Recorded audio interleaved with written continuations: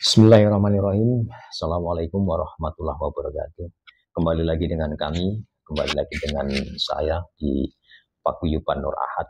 Insyaallah pada kesempatan kali ini kita akan membahas membangkitkan energi spiritual di dalam tubuh.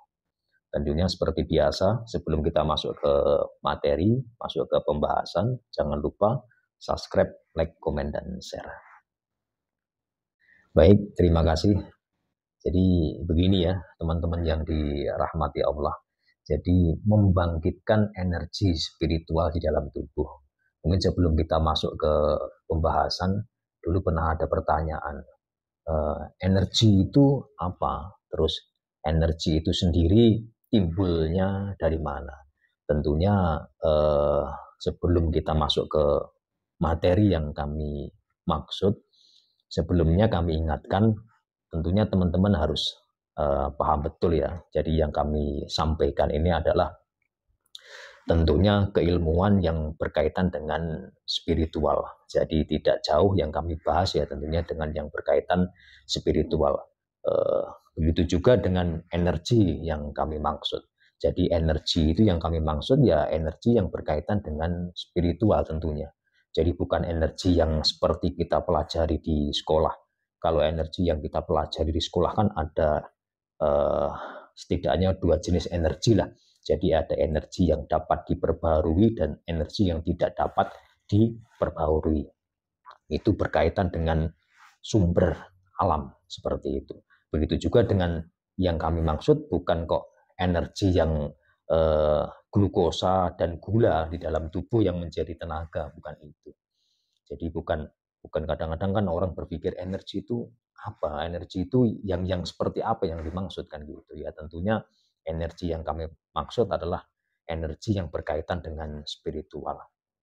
Jadi yang kita maksud adalah rasa tenaga yang timbul dari sebuah olah napas seperti itu. Mungkin lebih gampangnya kita menjelaskan energi itu yang seperti apa kita analogikan ya mungkin seperti itu, seperti air yang kita panaskan. Air yang kita panaskan terus kita bisa rasakan dari atas merasa panas seperti tersengat karena panasnya air yang dipanaskan tadi seperti itu. Jadi energi spiritual itu ya hampir mirip seperti itu. Jadi namun kalau yang tadi air kan cuma kita merasakan panas uapnya kan gitu. Namun kalau energi spiritual itu bisa kita ubah menjadi rasa yang berbeda-beda. Bisa hangat, bisa panas, bisa dingin, bahkan mungkin apa ya, kalau bahasanya orang Jawa mungkin semilir. Semilir itu sejuk lah, seperti itu. Itu berkaitan dengan energi spiritual tadi. Jadi memang betul sumbernya daripada energi spiritual tadi tentunya ya apa yang ada di dalam diri kita. Kan begitu. Ya mungkin berkaitan dengan apa yang kita konsumsi, berkaitan dengan gula tadi yang dirubah menjadi tenaga. Namun tenaga di sini bukan tenaga yang kita pakai gerak atau kekuatan fisik, tidak. Namun berkaitan dengan energi yang halus tadi.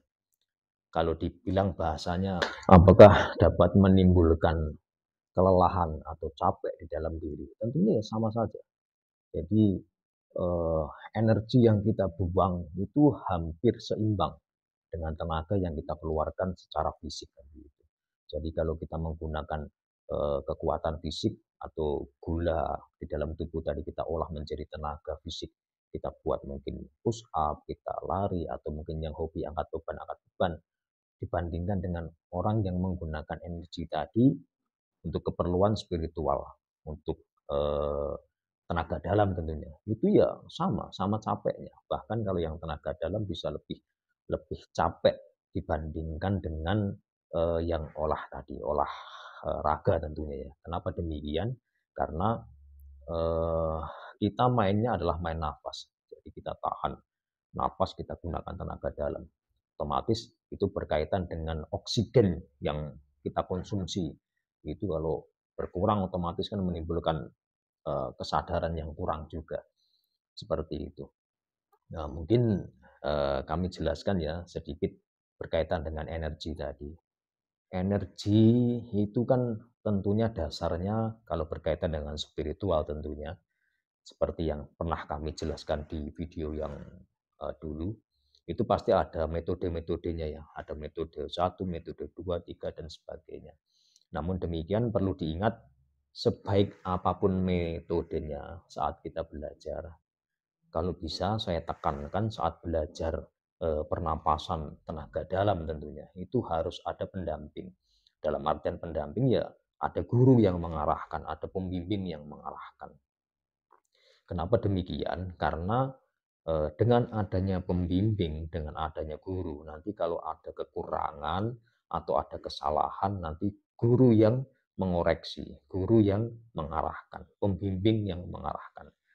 Berbeda halnya dengan orang yang belajar sendiri, ya mungkin maaf, ada yang mendapat ijazah dari YouTube, oh saya ijazahkan untuk pernapasan yang baik seperti ini, seperti ini, seperti ini. Suatu contoh, membaca zikir ini sekian ribu, membaca ini sekian ribu, gitu, tanpa didampingi guru. Oke lah, saya yakini, saya akui, zikir itu perkara yang baik. Mengagungkan atau mendawamkan asma Allah, menyebutkan asma Allah itu perkara yang baik. Namun tentunya semua tergantung niat kita. Maksudnya begini, kalau kita mendawamkan asma Allah, menzikirkan asma Allah, ya sudah, kita mengesahkan Allah saja, tidak usah berkaitan dengan meminta ini dan meminta itu, berkaitan dengan keilmuan tadi. Seperti itu. Karena begini, kalau kita belajar tidak ada gurunya, terus diijazahkan apalagi lewat YouTube, itu ibaratnya seperti ini. Jadi ibaratnya ada orang yang tidak pernah belajar sepeda, baik sepeda goes maupun sepeda motor, dia tidak pernah belajar itu sama sekali dan tidak paham cara menggunakannya seperti apa. Terus ada orang yang mungkin mempunyai sepeda motor, dikasih kuncinya. Ini kuncinya. Caranya pakai motor itu kamu naik di atasnya, kamu cek bensinnya ada, sudah, terus kamu nyalakan, udah gitu kamu naikin standarnya, kamu gas, kamu jalankan. Seperti itu. Nah, otomatis kalau caranya seperti itu, kemungkinannya jalan atau nabrak, atau mungkin jatuh. Ya pastinya kalau nggak nabrak ya jatuh. Karena apa? Karena tidak semuanya yang diijazahkan itu sama persis seperti apa yang dikatakan. Kenapa demikian? Ya karena perlunya bimbingan guru di situ. Suatu contoh seperti ini. Kamu pakai sepeda motor. Kamu yang penting imbang. Yang penting kamu harus imbang, menjaga keseimbangan. Nanti kamu nyalakan, kamu jalan sudah. Kan tidak bisa seperti itu. Keseimbangan tadi bisa didapat ya dari belajar. Dan belajar tadi harus ada pembimbingnya, harus ada yang mengarahkan. Gitu. Jadi tidak cukup dengan kata-kata. Kamu saya ijazahkan membaca ini sekian, baca ini sekian, nanti akan bisa begini, akan bisa begitu. Tidak seperti itu. Karena kurang lebihnya ada sesuatu hal di sana yang tidak tertulis, yang harus guru yang menjelaskan. Gitu. Makanya kadang-kadang ada orang yang menyampaikan, kalau orang belajar membangkitkan energi, apapun itu berkaitan dengan spiritual tentunya ya, itu atau mungkin lebih tepatnya belajar spiritual lah, bukan ngomong energi ya. Itu kalau tidak ada pembimbingnya, tidak ada gurunya, itu rawan rawan sesat, rawan salah jalan. Karena itu tadi banyak hal yang tidak tertulis, itu yang bisa mengarahkan dan bisa menjelaskan ya guru. Kan gitu. Kalau kalian sebagai pelajar itu mengartikan sendiri sesuai dengan apa yang kalian rasakan, sesuai dengan apa yang kalian pikirkan, itu rawan salah. Kenapa demikian? Karena tingkatnya berbeda. Kalau kalian artikan dengan cara berpikir kalian sendiri, tentunya tidak akan sinkron, tidak akan ketemu dengan keilmuan yang dituju. Seperti itu. Jadi energi, kembali ke awal ya, jadi energi yang kami maksud adalah energi spiritual tentunya, bukan energi yang mungkin seperti saya sampaikan tadi, energi yang dapat diperbarui atau tidak dapat diperbarui. Energi yang timbul dari glukosa, gula, terus menjadi tenaga badan. bukan itu. Jadi bukan tenaga fisik tentunya, kita ngambil tenaga halusnya, seperti itu. Karena ada pertanyaan dulu berkaitan dengan energi menanyakan itu. Energi itu apa? Dasarnya dari mana, sumbernya apa, kan begitu ya. Jawabannya seperti itu. Mungkin itu saja. Eh, Mungkin ada pertanyaan, silahkan monggo. Kalau energi itu bisa digambarin nggak Mas? Maksudnya ada bentuknya nggak Mas? Apa ada warnanya gitu? Kalau energi mau digambar, itu kan sebetulnya ilustrasi ya, ilustrasinya orang. Jadi kadang-kadang kan mungkin entah di Google, entah di YouTube, itu ada orang yang mengilustrasikan lah.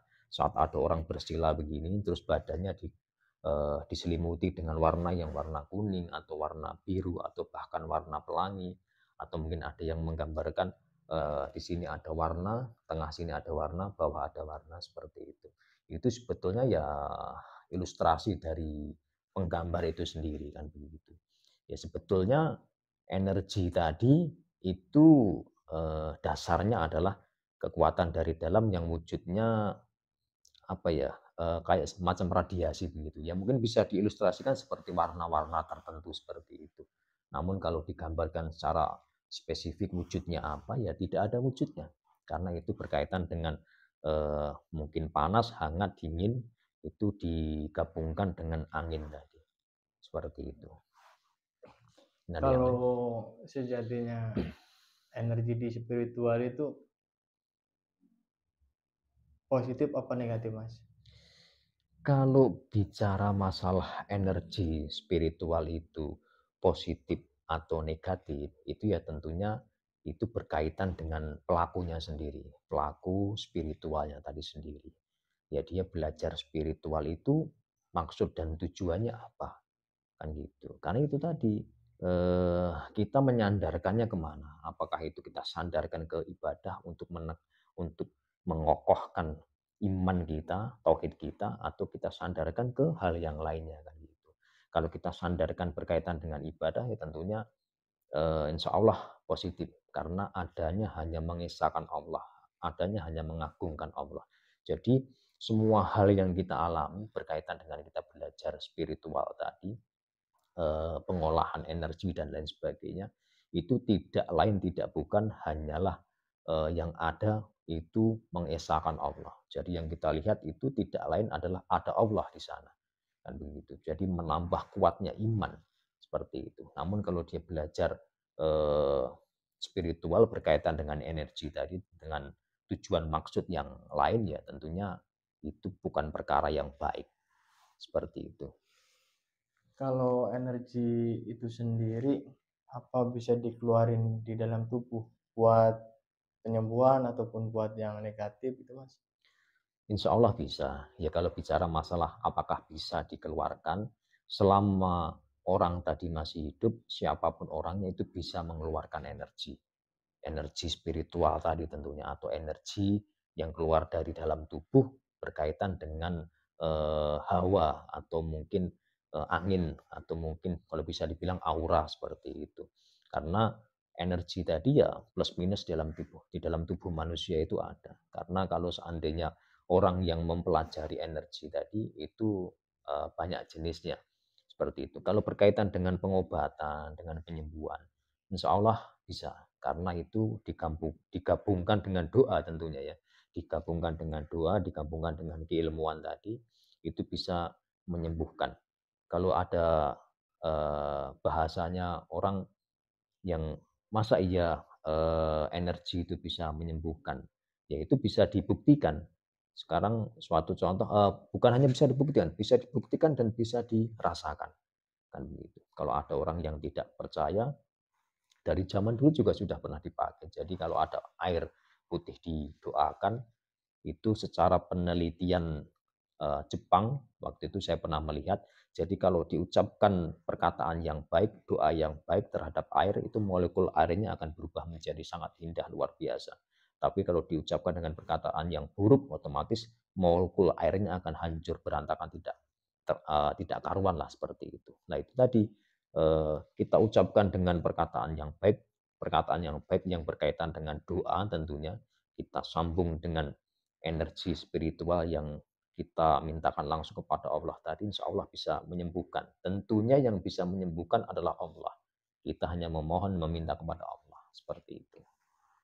Berarti intinya energi yang di spiritual itu tergantung pemakainya berarti ya, mau negatif ataupun positif. Betul. Jadi energi itu tergantung pemakainya. Tapi perlu diingat kalau dia itu belajarnya baik, belajarnya spiritual baik atau energi baik yang dia pelajari, kalau dia pakai untuk kejahatan itu tidak bisa. Dalam artian tidak bisa begini. Oke lah, saat itu dia pakai untuk kejahatan. Resikonya adalah satu, apa yang dilakukan bisa terwujud. Namun flashback-nya, kembalinya, dia akan menghancurkan dirinya sendiri. Kan gitu. Karena dia mengingkari adanya keilmuannya dia sendiri. Karena yang dia percaya adalah kebenaran yang datangnya dari Allah, namun dia mengingkari itu. Seperti itu. Jadi biasanya orang yang melakukan perkara yang buruk, ya pasti datangnya dari orang yang buruk. Gitu. Begitu juga dengan yang baik. Kalau yang baik ya insya Allah selalu berupaya, berusaha untuk lebih baik dan lebih baik lagi. Jadi hari ini lebih baik dari kemarin, hari esok itu kita upayakan lebih baik daripada hari ini. Tentunya berkaitan dengan tauhid iman kepada Allah. Nah, seperti itu. Udah Boleh? Mas, Sudah makasih. ya.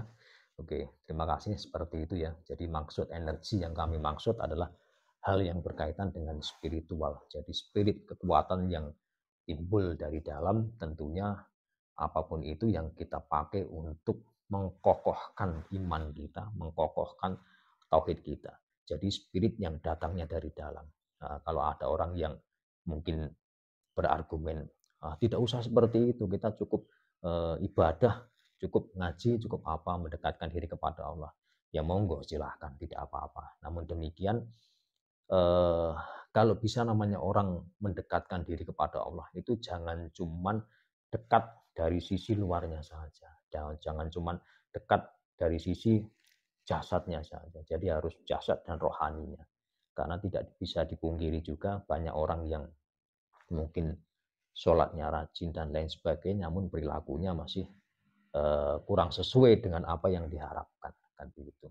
Jadi yang kita maksud energi atau berkaitan dengan spiritual itu seperti itu. Jadi kita taat di dalam dan taat di luar. Pernah kami sampaikan di video sebelumnya, bahasa kami adalah sembah sampurno. Jadi sembahnya itu sempurna, luar dalam, semua mengesahkan Allah. Tidak lain tidak bukan la ilaha illallah. Seperti itu. Mungkin itu saja, cukup dari saya, kurang lebihnya saya mohon maaf. Tentunya saya ingatkan terakhir kali bahwa kebenaran yang hakiki itu hak mutlak milik Allah Subhanahu wa taala. Kami hanya menyampaikan sedikit apa yang kami ketahui. Mungkin itu saja. Akhir kata, wassalamualaikum warahmatullahi wabarakatuh.